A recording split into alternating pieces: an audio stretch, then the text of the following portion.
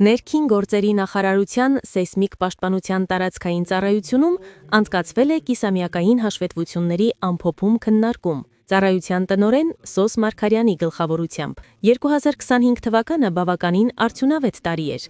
Աշխատանքները հիմնականում ուղղված են եղել կայանների արդիականացմանը, հատուկ և կարևոր նշանակության, ինչպես նաև ընդհանուր նշանակության շենքերի մասին տվյալների հավաքագրմանը և վերլուծությանը, Երևանում և մարզերում բազմաբնակարան վթարային շենքերի տեխնիկական վիճակի գնահատմանը և սեյսմիկ խոցելիության վերաբերյալ առաջարկների ներկայացմանը։ Տարվա կարևոր ձեռքբերումներից էր այն, որ Հայաստանի սեյսմոլոգիական ցանցն ընդգրկվել է թվային սեյսմոգրաֆների ցանցերի միջազգային ֆեդերացիայի հարթակում։ Գնահատվել է 20 համայնքի սեյսմիկ ռիսկը, և տվյալները լրացվել են երկրատեղեկատվական համակարգերում։ Տարվա ընթացքում սերտացվել է համագործակցությունը համայնքային իշխանությունների հետ։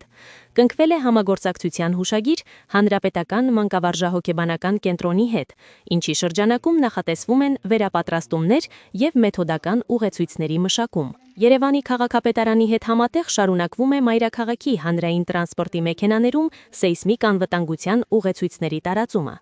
Դրանք նախատեսված են վարորդների և ուղևորների համար։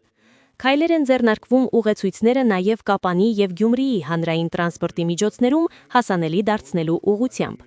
Ծառայության տնօրեն Սոս Մարգարյանի խոսքով 2026 թվականին մեկնարկելու է պետական և ներդրումային ծրագրով ազգային դիտացանցի արդիականացման առաջին փուլը, և բոլոր ջանքերը պետք է ուղղվեն այս կարևոր գործընթացը հնարավորինս արդյունավետ կազմակերպելուն։